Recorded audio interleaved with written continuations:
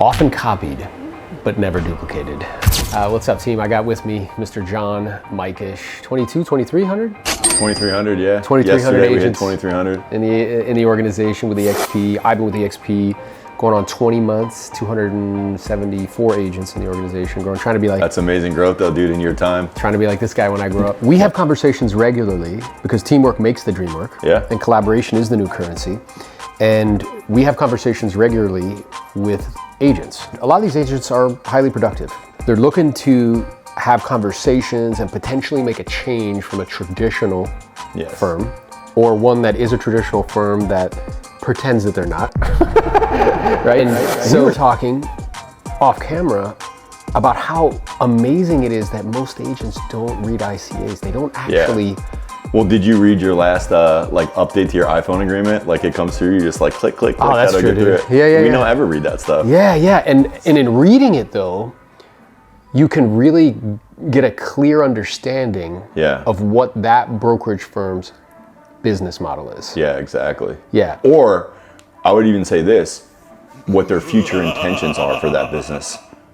Because, I'll talk to real agents a lot, right? And they don't even know what they can't do. Their independent contractor agreement says that they can't offer out any free leads, any free coaching, any type of additional support, anything to encourage an agent to maybe sign up with that company and name them as their sponsor. Their independent contractor agreement literally says they can't do it. They can't throw events, they can't do lunch and learns, they can't do anything. Now, we know a lot of agents are doing those things, but my question to them is, what happens when they enforce it? Yeah.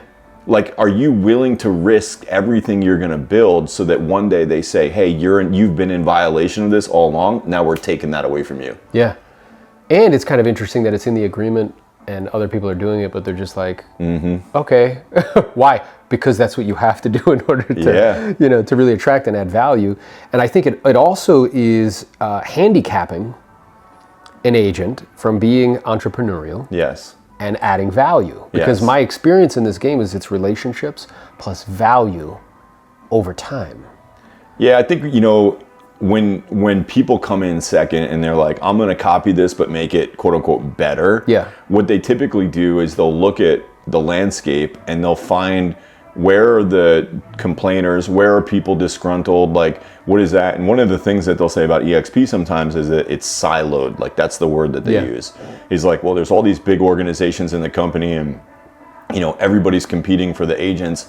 And to one extent that's true, but I don't really find it to be a problem. Like when I worked at RE/MAX for 5 years, we were a very high producing RE/MAX. We had top agents in our market, on many different levels. And I would find that most of the time when I was competing for a listing, I was competing against another RE/MAX agent. We were the best brokerage in town. So to me, it was just like part of the deal. Like I have to sell myself at the end of the day. The company that I'm with is the opportunity that I'm running my business on. But whether that's me selling real estate at RE/MAX or me building rev share at eXp, like at the end of the day, like I'm selling me. Yeah. And if I can't sell me, what am I selling? Yeah. All I can sell is the company then. And so, I'll use Real as an example. I think that there's a lot of things that they are claiming to be that are either in direct conflict to what their independent contractor says they actually are, or it's just not true. And they're saying, well, we know that some eXp agents were mad that this didn't work out perfectly for them. And that's going to happen in any business, especially when growing as fast as ours. But I just, when we look at who innovated this space, Glenn Sanford innovated it, he changed it, right? It's never going to be the same. Yeah. Real's going to come along. There's going to be countless other companies like them that are going after a revenue share, profit sharing model, if you will. And really we could say, hey, Glenn innovated it through revenue share, but he really took it out of a page of the playbook that was Keller Williams with profit share. He just got into profit share and realized it didn't make any sense. Yeah. He had 1,800 people and nobody was making money. And recognized that rev share exists in that model. It just goes to a very, very, very small group of individuals. That's correct. That's really what's true. And to your point, I had this awareness hearing Glenn today speak that he's the one that's actually innovated. Yep. He's the one that created something new. So these other models that are coming behind it are copycats. Yes. No matter what they say. Yep.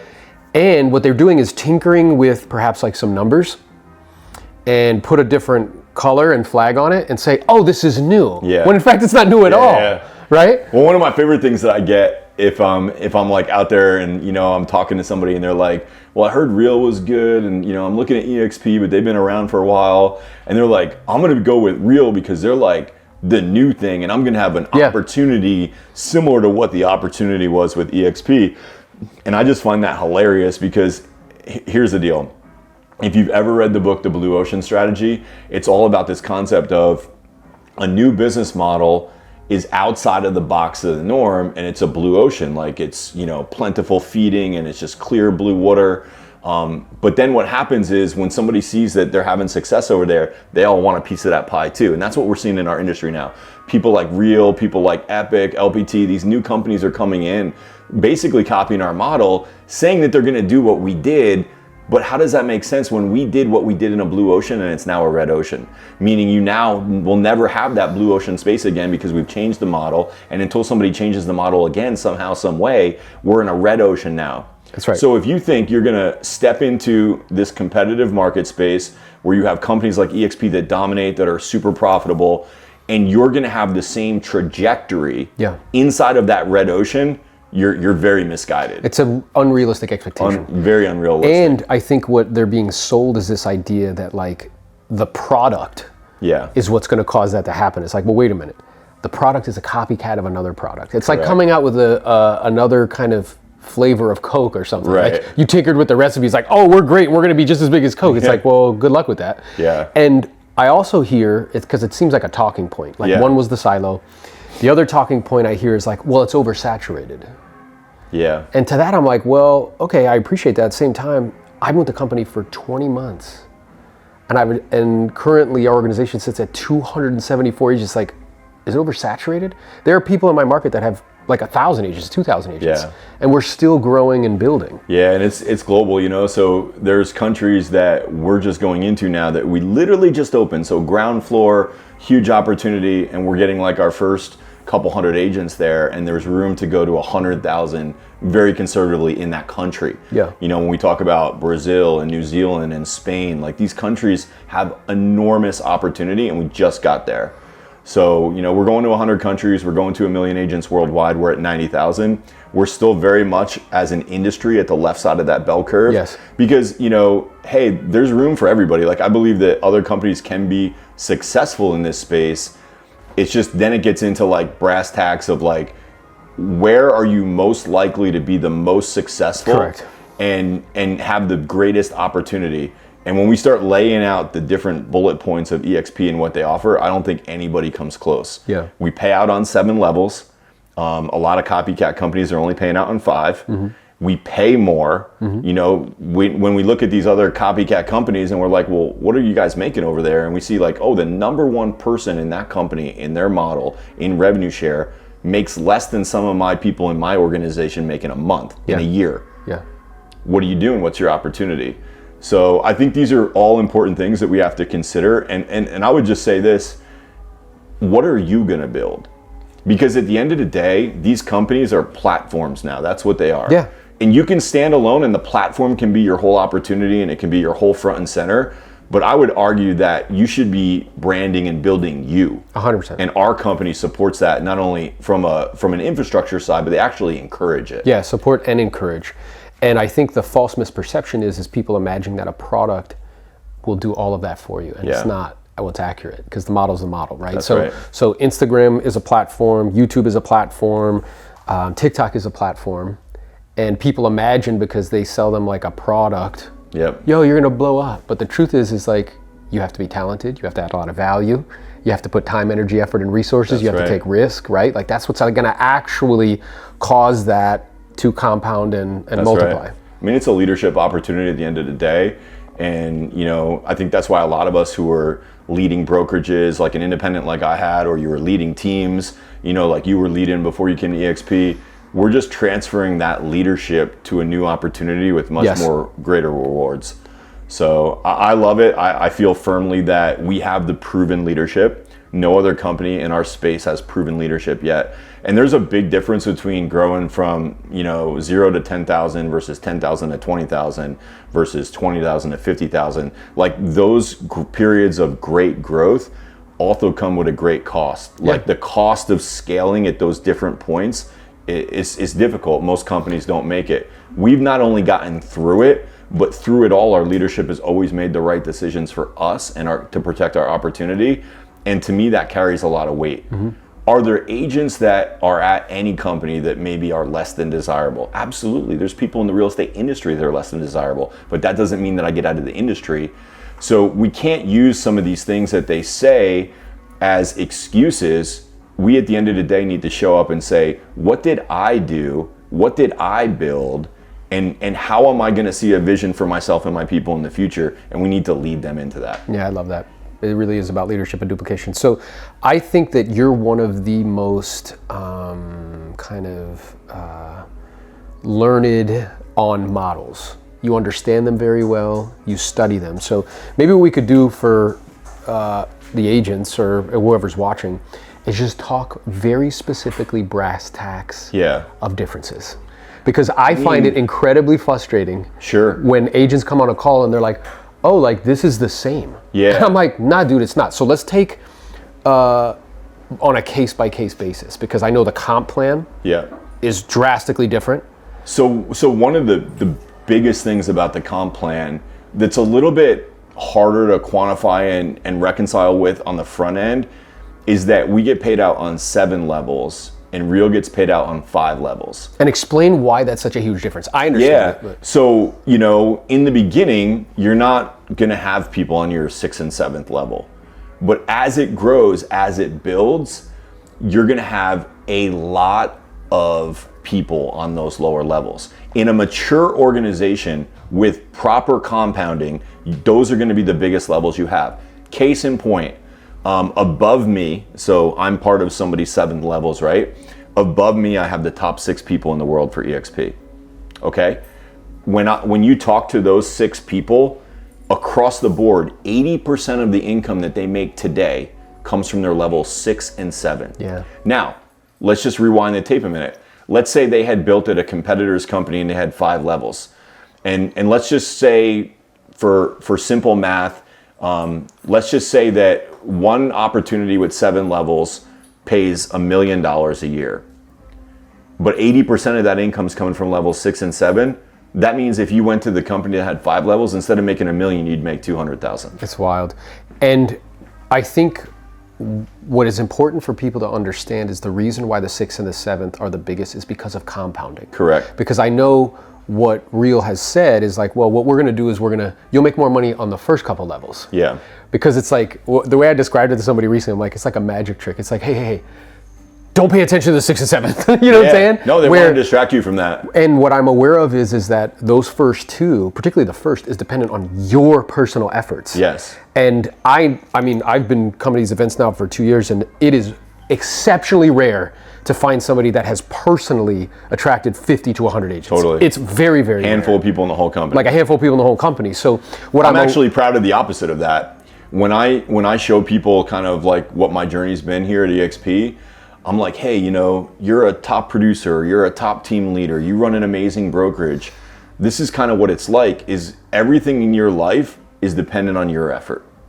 But at eXp, it's not. Right. And I think that's the most beautiful thing. When I look at my organization today, over 2,300 people, my personal efforts, the people that I recruited, represent 1.7% of what I get paid on today. Which is so important in terms of comp plan and models. Yes. So that's what's important that I wanted to bring up. So if there's an agent out there who's listening to this and considering different models, if rev share is part of your plan, yes, if it's part of your retirement process, if it's part of getting you off the transaction treadmill, then this is very, very important. Yeah, and this is like one of 10 key points. Yeah. I think though, what I'll get sometimes is like revenue share is not that important to me. Yeah. So that's one of the things that I've heard come up lately is like our competitors are trying to get the focus off of revenue share because they know our model is superior. Yeah. And they're like, but we're like one big happy family over here. And it's like, we are too. Yeah. You know what I mean? Like, there's nothing that I wouldn't do. I've flown across the country to events for you and whatnot. We are too. And some of our organizations are bigger than these other entire companies. Yes. So siloed or not, like, we're all there for each other and we're all there to help each other. But it really matters that, like, you start to think through revenue share, because, you know, the reason that these companies exist, the reason that we're all here today, is because we've done it the way without revenue share. We got burnt out. We were on the hamster wheel. You know, we were tired of just spending money to make money constantly and recruiting people to have them leave. So it's like, I would say that if you're not interested in rev share, it's because somebody hasn't properly articulated it to you. Yes. Because everybody should want this. Yes, and what I'm aware of is the difference between short-term thinking and long-term thinking. Yep. So the vast majority of agents in the business are just trying to make money to pay bills. Yeah. And because of that, they're very myopic in the sense of like, hey, I need listings now, I need deals now, versus like this long game, which is a long game that takes time to build. Yes. But in the end, I want to play long games with long people. Yes. Because most people aren't willing to play them. And the payoff is much, much bigger. Totally. So if rev share is important, again, this is a key distinction. Another key distinction I'm aware of is that with eXp, you receive rev share on all lines, won't be the full amount. Correct. Independent of the amount of frontline qualifying agents that you have. And independent of the amount of homes you sell. Right. Where in other models, you have to be in production. You have to sell houses. You have to sell, and they'll be like, well, you don't have to sell that many. I'm like, okay, but you still have to sell some. Yeah, I mean, I haven't personally sold a house since 2015, so that's really important to me. Like, if I had to jump back into physically selling houses again, I don't know that I would be here. No, and I think it also, the other thing that it does is it hinders leadership. Yeah. Because I think the reason why agents perhaps don't grow as quick as they can or as fast as they could or as large as they could is because they are still focused on selling real estate in high volume. Yes. Where this model allows you, it allows me, I haven't sold a piece of real estate in 14 months. Nice. And it allows us to focus. And wait, let's clarify that. There's nothing wrong with selling houses. Selling houses, like, made a ton of money and changed my life for my family and me. Me too. But at some point, if your goal is to get off of that path, here's a way to do it. Here's a way to do it. Yeah. So, and it was very important to me too, in terms of like model, that I don't have to physically sell real estate in order to keep participating. And I will receive rev share on all lines. Yes. Independent of the amount of frontline qualifying agents I bring in, where at other models like Real, that's not the case, man. That's right. If you don't have the appropriate frontline qualifying agents, guess what? You get zero rev share on subsequent lines. That's right. That's a huge difference. Yeah, zero. I know. Yeah, like, I originally got out of, selling real estate myself because I wanted to provide the best atmosphere for a team. And the way I looked at it was, every time I do a deal, I'm stealing that opportunity, or 50-50 of that opportunity from a team member, that I could be using that to help coach, train, and support. So my initial motivation to get out of production was that I wanted to help my team. It's really no different now. Now I'm out of production so that I can support my organization in their growth and really lead them to the next level for them. Yeah, and the quote that I never really understood until participating in this model is that when the player's the coach, the accountability is weak. Yeah, that's a good one. If I'm still on the field, when the player's the coach, the accountability is weak. I can't really serve them Yeah. as a leader, as a coach, as a mentor, right? So because good. my mind is still focused elsewhere. So these are some critical differences as far as comp plans and stuff. Now, the other thing I think is really interesting is when agents tell me, they're like, oh yeah, but like I get stock and stuff. I'm like, okay, but I need you to understand, all stock is not equal. Correct. Right? So we are an S&P 600 company. You cannot buy your way in, you can't politic your way in. That's an index. Yes. Right? You either fit the financial criteria or you don't. We have $100-something million in the bank, debt-free, and our stock pays a dividend. Yes. That is not the same as a startup that's not profitable. Right. That's classified as a technology company when they're really not. Right. Like, I mean, but is that frustrating to you when people say that? Because it's like this clear misunderstanding. It's just really good too. And I think the path is in the math, right? So when we look at Real as an example, there's a reason that they don't pay out level 6 and 7. They funded the company with outside investors, and the outside investors understood our model. Yes. And they said, we'll keep level 6 and 7. You guys play with 1 through 5. Because at the end of the day, as they grow the company, the investors are going to win. They get the windfall. They get the windfall. They get that 80% I talked about earlier. Everybody else gets the 20. Yeah, so the way I really perceive it is that it's actually no different than traditional models, where a small portion of the people get a vast majority of the money. It's a little better. We'll give them that. But it's definitely not Like if you're gonna do something, I feel like you make this move, you give it 5 or 10 years, the compound effect of that here versus elsewhere is so financially drastic. Yeah. Like I just want people to slow down, put their emotions aside for a second, and let's look at the two models and make a business decision. Correct. If you look at the two models line by line, you look at the independent contractor agreement, and you decide, I'm going to Real, if that's your business decision, go ahead. I just believe that when you show the people the evidence and the information, they can't make that business decision. Yeah, because it's not based on sound financial business. Yeah, when you line it up apples to apples, it just doesn't compare. Right. And it becomes a very clear picture, you know, and then it's just like, all right, let's go to work. Let's build this for you. Let's help you experience it. We have so much leadership here. We have so many influencers already here.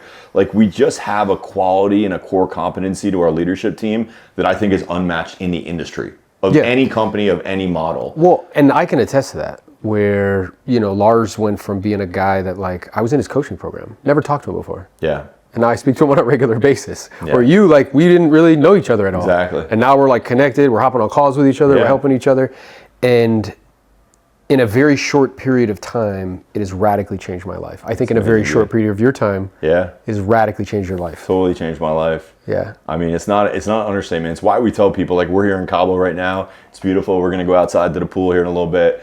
But when you see person after person come all across the stage of every different background, and that message is resoundingly clear and shared among all the people, that's why we say you come to these events and it goes from your head to your heart. And you really start to understand what the heartbeat of this company is. And really what Glenn Sanford is still on a mission to do is like, hey, he created the model and we took the hill.